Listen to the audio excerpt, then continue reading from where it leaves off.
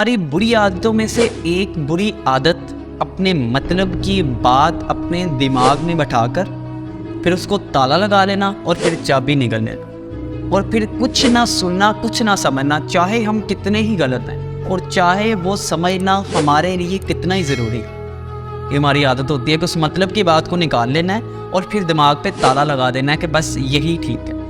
हमें नहीं पता होता कि उस चीज़ को समझना हमारे लिए कितना ज़रूरी है। शायद उससे किसी की ज़िंदगी बच सकती है, शायद उससे किसी का रिश्ता बच सकता है कि अगर हम अंडरस्टैंड कर लें।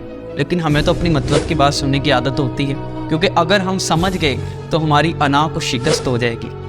और मैं आपको बताऊं, ये अना कभी कभी हमारे ईमान से भी ऊपर चली जाती है। किसी ने क्या खूब लिखा है कि क्यों ना तमाशा हो जब अना बेतहाशा हो।